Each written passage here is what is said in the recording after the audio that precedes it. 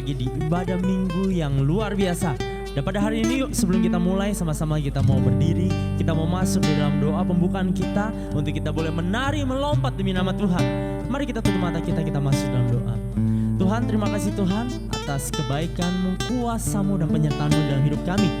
Pada pagi hari ini kami mau bangun dengan semangat Tuhan, untuk boleh memuji dan memuliakan nama-Mu Tuhan. Kami mau bersorak, kami mau melompat, kami mau menari demi nama-Mu Yesus. Sebab kami tahu Engkaulah yang layak, Engkaulah satu-satunya yang bertata di atas pujian kami Tuhan. Sertai ibadah ini dari awal, pertengahan hingga akhirnya menjadi persembahan yang harum di hadapan-Mu. Di dalam Tuhan Yesus Kristus kita berdoa, haleluya, amin. Yes. Sama-sama kita mau katakan, Yesuslah kekasih jiwa kita dan kita mau percaya kepadanya. Haleluya.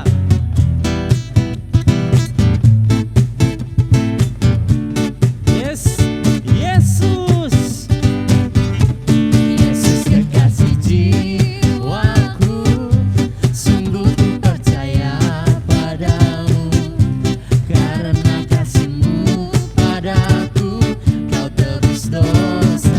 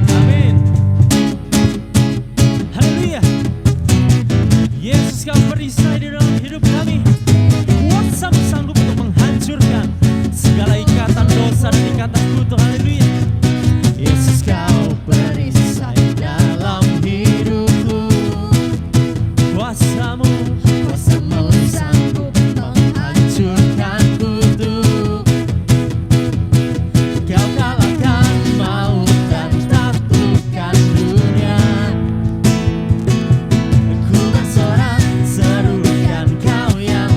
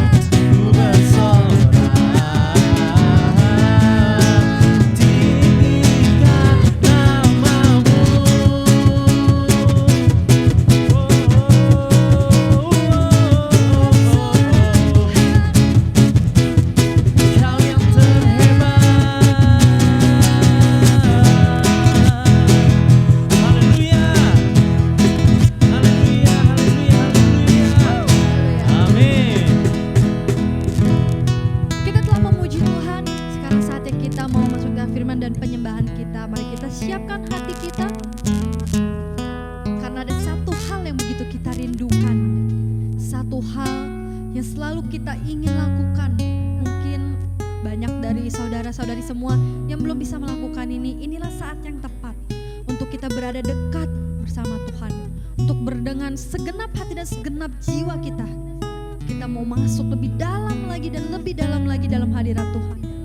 Inilah saatnya, inilah waktu yang tepat. Mari kita angkat pujian ini bersama-sama dengan sepenuh hati dan segenap jiwa kita.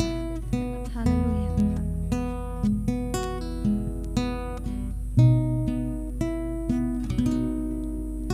Satu hal yang ku rindukan, ya Tuhan, selalu berada di dekatmu dengan segenap hati, dengan segenap jiwa. Ku menanti di hadirat-Mu.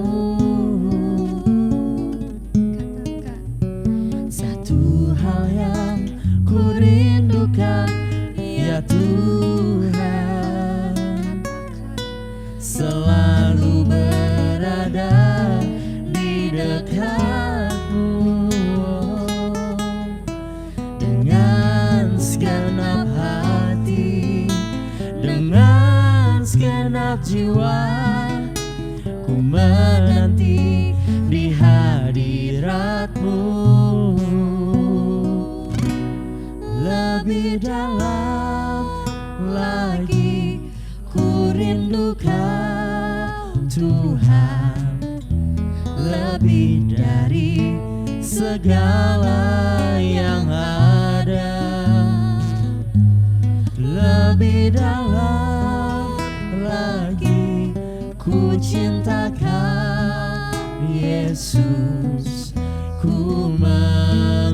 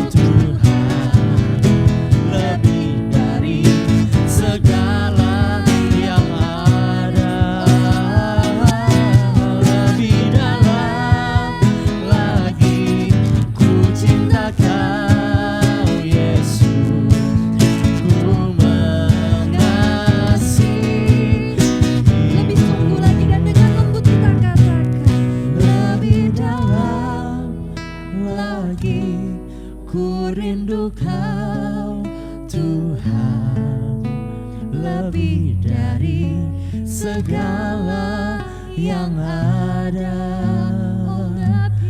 lebih dalam lagi ku cinta Kau Yesus, ku mengasihi-Mu. Lebih dalam lagi mari kita angkat tangan kita. Kita mau serahkan semuanya ke dalam tangan Tuhan. Lebih dari kita mau katakan, segala lebih dari segala apapun yang ada Tuhan, hanya Engkau yang kami cinta, hanya Engkau yang kami rindukan. Ku cinta Kau, oh Yesus, Yesus, ku mau mengasihi-Mu lebih lagi Tuhan.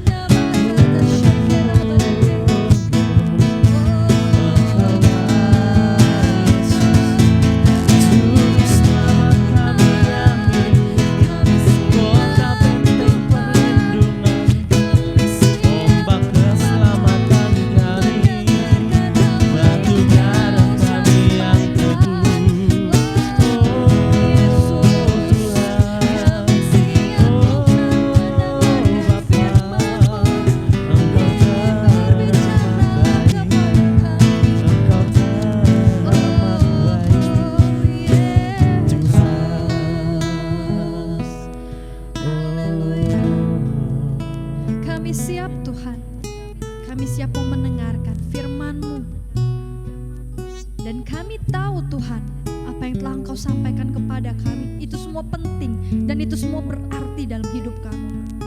Apapun yang kami rindukan dan apapun yang kami mau Tuhan, Engkau tahu. Apa yang kami butuhkan dan Engkau juga tahu Tuhan. Tanpa harus kami memohon, Engkau pasti akan memberikan kepada kami.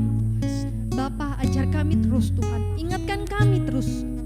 Biarlah melalui firman-Mu yang akan disampaikan nanti bisa selalu menjadi buku pedoman bagi kehidupan kami Tuhan. Terima kasih banyak Yesus, sekarang kami siap, hati kami siap dan telinga kami dan mata kami siap Tuhan untuk mendengarkan firman-Mu. Hanya dalam nama-Mu kami berdoa dan mengucap syukur. Haleluya. Amin. Shalom, selamat pagi Jemaat Gregorio dimanapun kita berada, Bapak Ibu Saudara sekalian dalam Tuhan. Shalom, haleluya, haleluya. Tuhan Yesus baik buat kita semua. Kasih setia Tuhan tidak pernah berkesudahan. Selalu baru, selalu berikan rahmat yang luar biasa untuk setiap kita. Dan pagi hari ini kita sudah memuji Tuhan, kita sudah menyembah Tuhan. Mari kita mau satukan hati, kita mau tunduk kepala, kita mau berdoa, kita mau dengar kebenaran firman Tuhan. Bapa dalam surga, terima kasih untuk pagi yang luar biasa ini Tuhan, atas segala kebaikan-Mu, kasih, rahmat, setia-Mu Tuhan terhadap setiap kami Tuhan, sehingga pagi hari ini kami dalam keadaan sehat, kami bisa kembali beribadah bersama dengan keluarga kami tercinta Tuhan. Terima kasih Bapak, terima kasih, inilah bagian dari pengabdian kami, bakti kami terhadap Engkau Tuhan. Terima kasih Bapak, terima kasih Kau yang pimpin Tuhan, kebenaran firman Tuhan ini Bapak, supaya kami yang mendengar, kami mudah mengerti dan kami juga mendapatkan hikmat yang daripada-Mu Tuhan. Terima kasih Bapak, terima kasihnya dalam nama Yesus, haleluya, amin, amin. Judul khotbah saya pada pagi hari ini ialah kekal dan abadi. Kekal dan abadi. Firman Tuhan saya ambil dari Pengkhotbah pasal yang ketiga ayat yang pertama. Demikianlah firman Tuhan, untuk segala sesuatu ada masanya, untuk apapun di bawah langit ada waktunya. Saya bacakan sekali lagi Pengkhotbah pasal yang ketiga ayat yang pertama, untuk segala sesuatu ada masanya, untuk apapun di bawah langit ada waktunya. Pengkhotbah ditulis oleh seorang raja Israel yang paling luar biasa kaya, yaitu Salomo. Pengkhotbah ditulis berdasarkan pengalaman Salomo. Salomo selalu menjadi raja yang berhasil dalam segala bidangnya. Dan dia menulis untuk segala sesuatu, katanya ada masanya. Segala sesuatu ada waktunya. Segala sesuatu itu ada periodenya. Tidak kekal, tidak abadi. Dan dia katakan untuk apapun di bawah langit ada waktunya. Kalau kita baca lagi di perikop itu, dia katakan ada waktu menanam, ada waktu mencabut yang ditanam, ada waktu beristirahat, ada waktu segala macam. Dia bilang ada waktu ini, ada waktu itu, ada waktu ini, ada waktu itu. Segala sesuatu ada waktunya, segala sesuatu ada masanya. Ada pagi, ada malam. Gak mungkin kan pagi terus, tidak mungkin juga malam terus. Segala sesuatu ada waktunya. Ada lahir, ada mati, ada menanam, ada mencabut. Dan segala di kolong langit ini semua ada waktunya. Tidak ada yang kekal, tidak ada yang abadi. Ada waktunya. Untuk segala yang di kolong langit ini ada waktunya. Begitu pula dengan masalah hidup kita. Masalah hidup kita pun tidak kekal. Masalah hidup kita pun tidak abadi. Ada waktu awal, pasti ada akhirnya. Tapi terkadang banyak anak-anak Tuhan berpikir bahwa ketika berada di tengah masalah, itu adalah akhir hidupnya dan masalahnya tidak pernah berakhir. Saya mau katakan pada pagi hari ini, jangan pernah berpikir demikian, karena firman Tuhan yang bilang, untuk apapun di bawah langit ada waktunya. Apapun di bawah langit ini ada waktunya. Umur manusia ada waktunya. Kita semua yang hidup punya masalah, dan gak mungkin masalah itu dari kita lahir sampai besar itu masalahnya ada terus. Semua ada waktunya, ada masalah mulai, pasti ada penyelesaian masalah. Yang sakit pasti bisa sembuh. Saya mau beritahu dalam kita anak-anak Tuhan, hidup dalam kebenaran firman Tuhan, segala sesuatu ada masanya. Tuhan tidak mungkin berikan pencobaan kepada hidup kita dari kita lahir sampai kita tutup mata. Pasti Tuhan berikan sesuatu jalan keluar untuk setiap kita supaya kita bisa melewati pencobaan-pencobaan itu. Untuk segala sesuatu di kolong langit ini ada waktunya, ada masanya. Dia tidak abadi, dia tidak selama-lamanya. Kalau manusia nanti akan mati, udah dong, selesai dong. Tidak. Kalau bagi kita anak Tuhan, kematian bukanlah sebuah akhir, tapi sebuah awal untuk hidup yang baru bersama dengan Kristus di sorga nanti. Hidup ini pun tidak abadi. Kematian pun tidak abadi. Kemiskinan pun tidak abadi. Dan kekayaan kita pun, catat baik-baik, kekayaan kita pun tidaklah abadi. Tidaklah kekal. Nama baik kita tidaklah abadi, tidaklah kekal. Hubungan kita dengan teman kita yang baik itu pun tidak abadi, tidak kekal. Hubungan saudara aja tidak abadi, tidak kekal. Oleh sebab itu jangan daripada kita menggantungkan hidup kita kepada yang tidak abadi, kepada yang tidak kekal. Karena untuk segala sesuatu di kolong langit ini ada masa, ada waktunya. Oh, saya kaya, saya hebat, saya nggak perlu Tuhan. Saya luar biasa, nama saya tenar. Saya orang hebat, saya orang pintar, saya orang bijaksana. Saya memberitahu, kepintaran manusia pun ada masa dan ada waktunya. Begitu pula dengan kelemahan kita. Kemiskinan kita hari ini, kesulitan ekonomi kita ada masa, ada waktunya. Jadi jangan kita berkutat di sana. Jangan kita menganggap bahwa kependeritaan ini adalah selama-lamanya. Saya mau katakan dari mimbar ini, tidak selama-lamanya. Tidak ada di kolong langit ini yang kekal. Tidak ada yang abadi. Semua ada masa, semua ada waktunya. Semua ada periodenya. Tidak ada selama-lamanya demikian. Oleh sebab itu kita yang hidup, kita yang manusia hari ini, jangan menggantungkan hidup kita kepada yang tidak kekal, kepada yang tidak abadi. Jangan menggantungkan hidup kita kepada yang tidak kokoh, tidak abadi, tidak kekal. Jangan. Karena itu semua ada waktunya, ada masanya. Ketika kita lagi jaya-jayanya, kita hebat mungkin. Itu semua ada masa dan ada waktunya. Pada saat kita jatuh ke bawah, kalau kita menggantungkan kepada hal itu, ketika kita jatuh, udah selesai hidup kita. Tadinya siang rasanya malam. Tadinya cerah rasanya mendung. Tadinya gersang rasanya hujan. Oleh sebab itu, jangan pernah menggantungkan kepada yang tidak kekal dan yang tidak abadi. Nah, saya mau beritahu pada pagi hari ini. Saya mau beritahu pada pagi hari ini. Ada yang kekal. Ada yang abadi.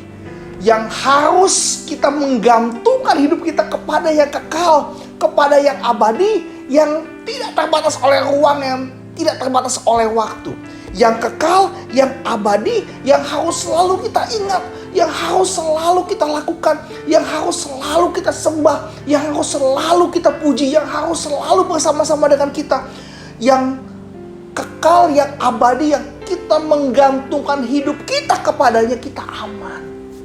Kita tenang. Situasi boleh berubah, situasi boleh makin buruk, situasi boleh makin suram. Tapi kalau kita bergantung kepada yang kekal, bergantung kepada yang abadi, saya mau katakan anak-anak Tuhan tidak pernah jatuh dan tergeletak. Katakan amin. Apa itu yang kekal? Apa itu yang abadi? Saya ada dua hal yang saya catat pada pagi hari ini. Yang kekal dan yang abadi, yang pertama adalah kasih Tuhan kepada setiap kita. Kasih Tuhan kepada setiap kita itu kekal, itu abadi, dan haruslah kita ingat selalu akan kasih Tuhan. Ingat selalu akan kebaikan Tuhan. Ketika kita tahu kebaikan Tuhan, kita tahu kasih Tuhan, kita bisa berbagi kasih kepada orang lain. Ini yang harus kita selalu ingat. Ini yang harus selalu kita kerjakan. Ini yang harus selalu kita lakukan. Kasih. Mengingat kasih Allah kepada kita, sehingga kita bisa mengasihi orang lain sama seperti Bapa di sorga mengasihi kita. Katakan amin. Ini yang kekal, ini yang abadi, ini yang tidak tergoyahkan, ini yang tidak tergoncangkan, yaitu kasih. Kasih kepada Tuhan, kasih kepada sesama. Ini adalah hukum yang terutama dan yang satu-satunya. Hukum yang tidak melanggar kitab manapun, hukum yang tidak melanggar golongan manapun, hukum yang tidak melanggar sara, hukum yang tidak melanggar suku, budaya, adat istiadat apapun, yaitu hukum kasih. Ketika kita tahu Bapa di sorga mengasihi kita dan kita mengasihi orang lain, inilah yang kekal, inilah yang abadi. Setiap kita yang bergantung kepada kasih, ketika kita bisa mempraktikkan kasih, inilah yang kekal, yang abadi, yang akan membuat hidup kita semakin hari semakin hidup, semakin ada energi positif, semakin kebaikan datang kepada hidup kita, energi positif datang, dan kita bisa berbagi energi positif kita kepada yang lain. Bicara tentang ketika kita diberkati, kita mau memberkati orang lain. Ketika kita tahu Bapa di sorga baik kepada kita, kita mau baik dengan keluarga kita, dengan istri kita, dengan anak-anak kita, dengan teman kita di kantor, dengan bawahan kita di kantor, dengan atasan kita di kantor, bahkan terhadap musuh kita. Kalau kita bisa mengasihi mereka, itu adalah hal yang luar biasa, hal yang kekal, dan ini adalah hal yang abadi. Karena kasih adalah kasih yang luar biasa. Kasih Bapa kepada kita adalah kasih yang sempurna. Firman Tuhan, Yohanes pasal 3 ayat yang 16 dikatakan, karena begitu besar kasih Allah akan dunia ini, sehingga ia telah mengaruniakan anaknya yang tunggal, anaknya yang satu-satunya, supaya setiap orang yang percaya kepadanya tidak binasa, melainkan hidup yang kekal. Kalau pada hari Minggu ini adalah Minggu Palma, orang bilang, orang Kristen banyak yang bilang Minggu Palma, minggu yang dimana 1 minggu kemudian itu adalah Paskah. Minggu Palma dikatakan bahwa kita harus mengingat kematian Kristus, mengingat kebangkitan Kristus, ketika Kristus mati karena kasihnya kepada setiap kita. Meskipun kita jatuh dalam dosa, kita dalam kubangan lumpur, tapi Tuhan Yesus selalu membuka tangannya, mau mengasihi kita, mau menyayangi kita. Bahkan Yesus mau mati di kayu salib untuk supaya hubungan kita dengan Bapa kembali bersatu. Karena begitu besar kasihnya, masa kita gak mau belajar untuk mengasihi orang lain, terutama orang yang bersalah sama kita. Kalau kita yang bersalah, Tuhan mau sayang kita, Tuhan mau mengasihi kita, masa sih kita mau untuk musuhin orang yang salah sama kita? Kita juga harus belajar mengasihi orang yang salah sama kita. Kita harus belajar memberikan berkat, memberikan kasih kita kepada yang mungkin yang bersalah sama kita, yang kita gak suka sama dia, mungkin dia juga gak suka sama kita, tapi kita belajar untuk kasih, berikan kasih kepada kita. Kadang-kadang mungkin suami istri saling sebel, saling kesel.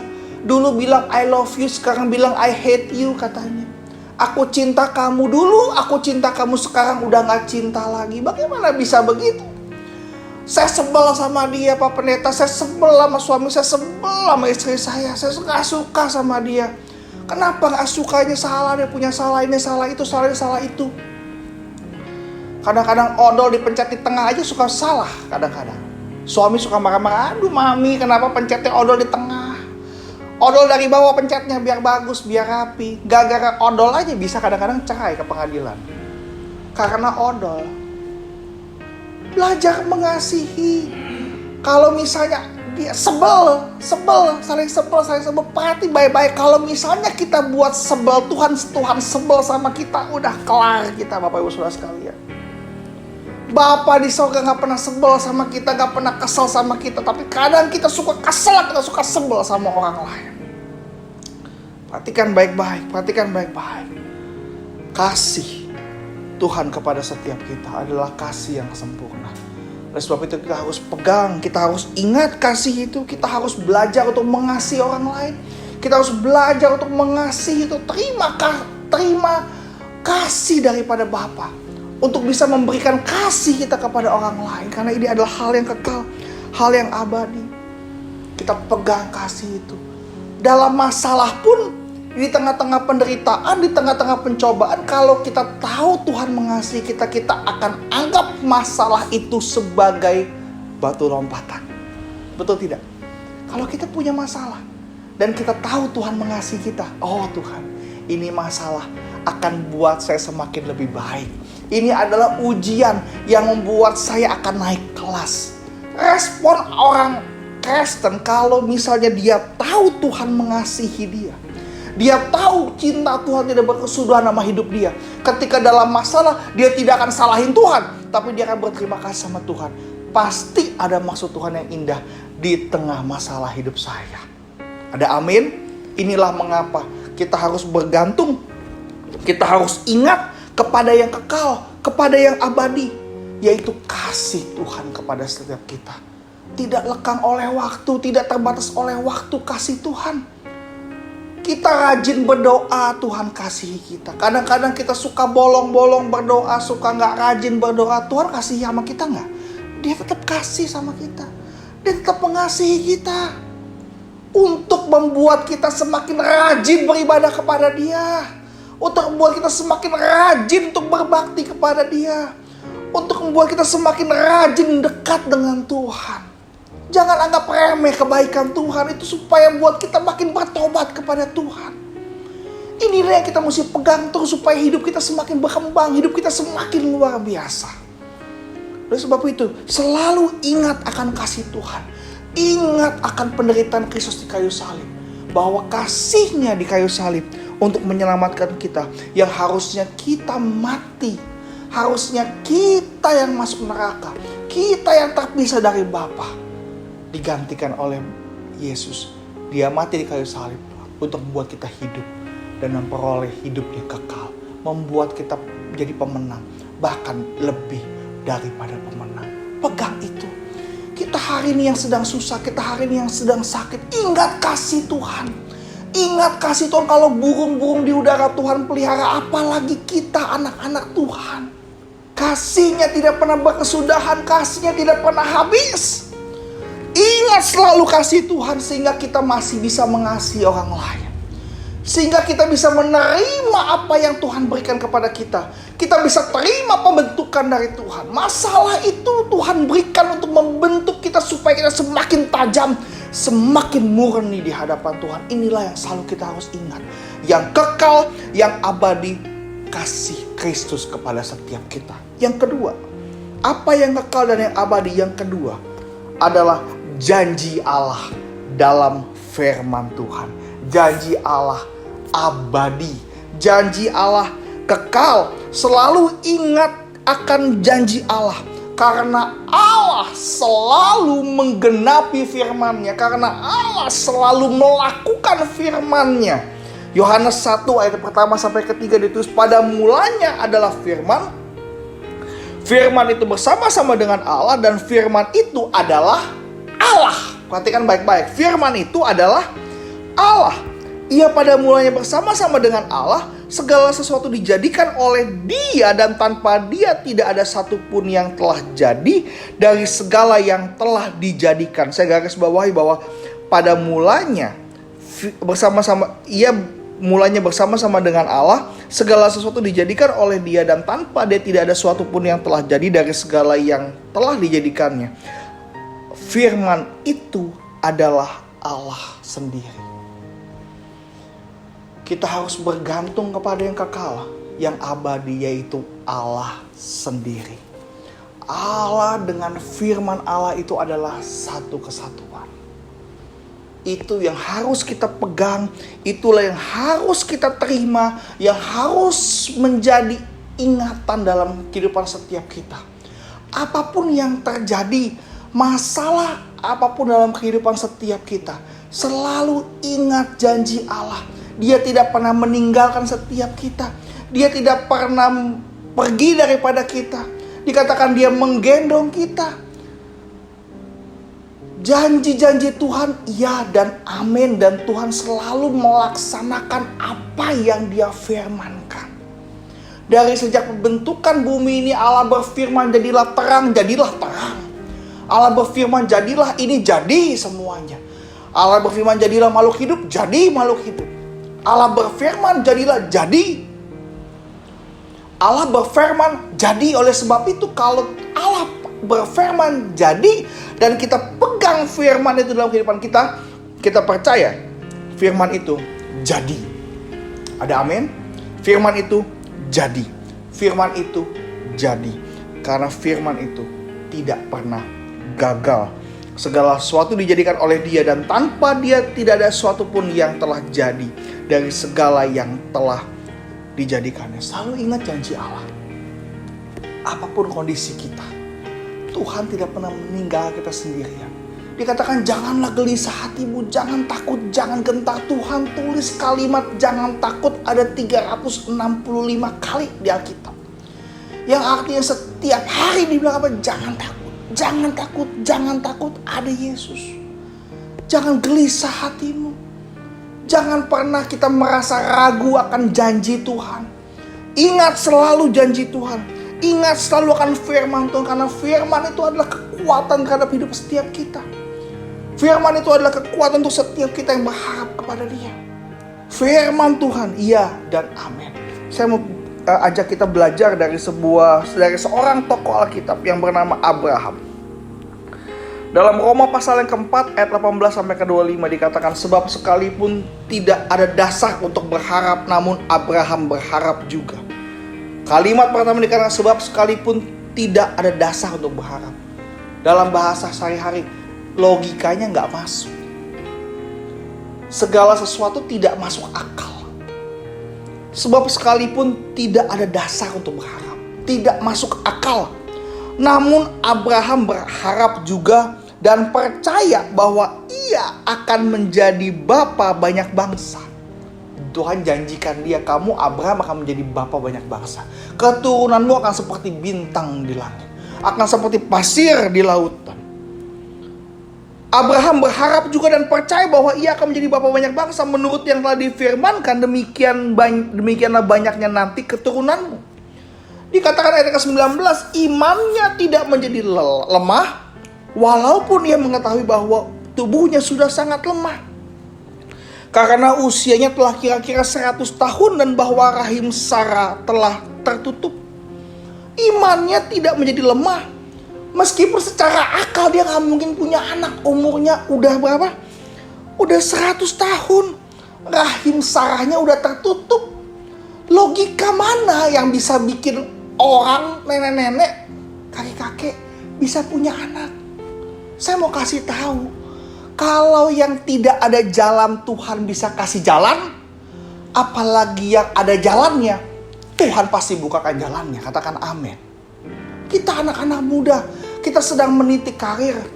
Kalau kita punya karir bisa meningkat, ada jalannya, Tuhan pasti bukakan jalan gak? Tuhan pasti bukakan jalan. Orang yang gak ada jalan aja Tuhan bisa buka jalan kok. Apalagi yang ada jalannya, Tuhan pasti bisa buka jalan. Setuju sama saya? Iya. Kita setuju sama firman Tuhan. Ini firman Tuhan, bukan saya yang ngomong. Firman Tuhan yang ngomong. Abraham tidak menjadi lemah imannya. Walaupun dia tahu dia sudah 100 tahun, rahim Sarah udah tertutup. Dijanjikan sama Tuhan kau punya anak yang banyak. Dari mana? Logikanya dari mana? Logikanya dari mana?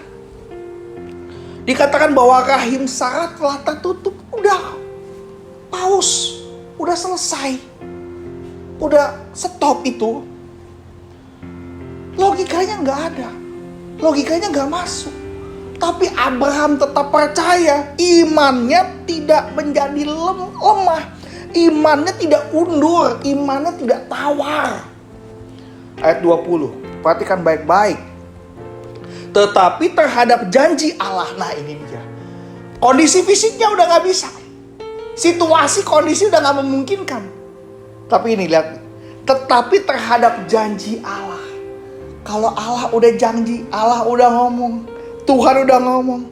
Tetapi terhadap janji Allah, ia tidak bimbang karena ketidakpercayaan. Malah ia diperkuat dalam imannya dan ia memuliakan Allah. Haleluya, haleluya. Logikanya udah gak masuk, situasi gak memungkinkan. Tapi kalau Tuhan udah janji, pasti Tuhan genapi. Dengan penuh keyakinan bahwa Allah berkuasa. Nah yakinnya dibilang begitu. Yakinnya kalau Allah janji, Allah berkuasa untuk melaksanakan apa yang telah ia janjikan. Karena itu hal ini diperhitungkan kepadanya sebagai apa? Kebenaran. Dia gak pusing logika dia matikan. Dia pakai imannya, dia bilang apa? Ini sebuah kebenaran. Kalau Allah janji, dia berkuasa untuk melaksanakan janjinya. Dan ini dianggap kebenaran bagi Tuhan. Nah, sehari-hari ini yang kita anggap kebenaran itu, yang kita lihat secara mata fisik, apa iman kita yang lihat? Logikanya, aduh susah sekarang. Cari uang gak gitu gampang. Kondisinya gak memungkinkan. Hei, saya mau beritahu, kondisi situasi tidak masuk akal. Tapi ketika engkau tutup mata, rasakan Tuhan dalam hidupmu. Rasakan kehadiran Kristus di hatimu. Tuhan bisa buka yang tidak ada jalan, jadi ada jalan. Ya, Tuhan bisa buka. Percaya sama Tuhan, ketika Tuhan janji kau akan jadi kepala bukan ekor. Tuhan bilang kau seperti pohon di tepi aliran air, kan berbuah pada musimnya, tidak layu daunnya, apa saja kau perbuat berhasil. Janganlah kau menyimpang ke kanan ke kiri, maka perjalananmu akan berhasil, kau akan beruntung. Itu janji Tuhan. Itu janji Kristus, itu janji Bapa, itu janji Allah. Percaya itu, pegang itu, jangan bimbang hatimu, jangan gentar hatimu, jangan lemah imanmu. Percaya itu, anggap itu menjadi sebuah kebenaran. Ayat yang ke-23 dikatakan kata-kata ini, yaitu hal ini diperhitungkan kepadanya, tidak ditulis untuk Abraham saja, tetapi ditulis juga untuk kita. Sebab kepada kita pun Allah memperhitungkannya, karena kita percaya kepada Dia yang telah membangkitkan Yesus Tuhan kita dari antara orang mati, yaitu Yesus yang telah disalibkan karena pelanggaran kita dan dibangkitkan karena pembenaran kita. Kalau kita percaya sama Tuhan, kita percaya, maka kita juga bisa menganggap janji Allah itu sebagai apa? Kebenaran. Meskipun logikanya tidak mungkin, situasi tidak memungkinkan, tapi kalau Tuhan sudah janji, Dia bisa buka jalan saat tiada jalan. Di padang gurun pun Tuhan bisa buat jalan. Di padang gersang pun Tuhan bisa buat danau di sana. Percaya sama Kristus, percaya kepada Tuhan. Saya lahir loh tahun 86. Mama saya dibilang, kata Pak ini gak bisa lahir. Kalau lihat tali pusar, kata bidan, dia bilang, oh ini gak mungkin bisa lahir ini Pak. Mati anak ini pasti. Itu bidan bilang sama mama saya begitu. Ini mama saya hari ini nonton mungkin YouTube ini. Boleh tanya mama saya kalau gak percaya. Mami saya bilang berdoa. Dia sama papi saya berdoa. Dia bilang, Tuhan, aku berdoa Tuhan, kalau kau bisa buat anak ini lahir normal, saya janji Tuhan, anak ini akan saya didik jadi hamba Tuhan. Ketika doa itu selesai, lahirlah saya dan jadilah saya hamba Tuhan seperti hari ini. Ketika situasi tidak mungkin, orang situasi secara medis Tuhan bilang, bidan bilang mati, saya gak bisa lahir. Tapi itu apa kata bidan? Kalau Tuhan yang sudah beracara, sampai hari ini saya 35 tahun, saya masih hidup. Anak saya 3. Dan saya hari ini jadi hamba Tuhan. Ya, situasi tidak mungkinkan. Secara logika udah gak mungkin. Tapi jangan berpegang kepada logika kita. Jangan berpegang pada pengetahuan kita. Jangan berpegang kepada kepintaran kita. Kita berpegang kepada apa? Firman Tuhan. Tuhan yang memberi, Tuhan yang mengambil. Terpujilah nama Tuhan. Kalau Tuhan udah buka pintu, gak ada yang bisa tutup. Kalau Tuhan sudah angkat kita, Tuhan gak ada yang bisa turunin kita. Kalau Tuhan udah buka pintu, tidak ada yang bisa tutup. Orang mau bilang apa, tapi kalau Tuhan sudah berkehendak, itu pasti jadi. Haleluya, haleluya, haleluya. Oleh sebab itu, pada pagi hari ini, jangan bergantung kepada yang tidak kekal. Jangan yang bergantung kepada tidak abadi. Masalah kita tidak abadi. Sakit penyakit kita tidaklah abadi. Persoalan kita tidaklah abadi. Kalau hari ini kita sedang sakit, sakit kita tidak abadi. Hari ini kita gak ada kerja, kondisi kita bukanlah yang abadi. Itu tidak abadi. Hari ini kalau kita banyak uang, itu pun tidak abadi. Kalau kita punya nama yang bagus, itu pun tidak abadi. Jangan bergantung kepada yang tidak abadi. Bergantunglah kepada yang abadi, yang kekal, yang tidak kena masa dan waktu, yaitu kekasih Tuhan dan firman Tuhan. Karena firman Tuhan itulah Allah sendiri. Pagi hari ini kita mau menikmati kebaikan Tuhan. Dan di sepanjang bulan Maret ini kita mau buka bulan April bersama dengan Tuhan. Karena kita memegang perintah Tuhan. Karena kita berpegang kepada yang abadi, yang kekal, yaitu kasih Allah dan firman Allah. Amin. Untuk kebenaran firman Tuhan, mari kita berdoa. Bapa dalam surga, terima kasih Tuhan segala kebaikan-Mu Bapa. Kami berpegang Tuhan kepada yang abadi Tuhan, kepada kasih-Mu Tuhan, kepada firman-Mu Tuhan, kepada janji-Mu Tuhan yang tidak mungkin gagal Tuhan. Tapi janji-Mu ya dan amin akan memberkati setiap kita. Kasih-Mu Tuhan yang selalu membuat kami Tuhan merasa kami lebih baik lagi Bapa. Kami adalah anak-anak-Mu Tuhan, kasih-Mu tidak pernah gagal terhadap setiap kami Tuhan. Terima kasih Bapak, terima kasih Tuhan. Janganlah kiranya kami Tuhan menganggap yang tidak abadi menjadi pegangan Tuhan. Tapi lah kami menganggap Engkau yang abadi sebagai pegangan hidup kami Tuhan. Ketika kami goyah, ketika kami bimbang Tuhan, ada Engkau Tuhan yang memegang tangan kami. Dan Engkau membawa kemenangan demi kemenangan untuk setiap kami Tuhan. Terima kasih untuk pagi hari ini Tuhan.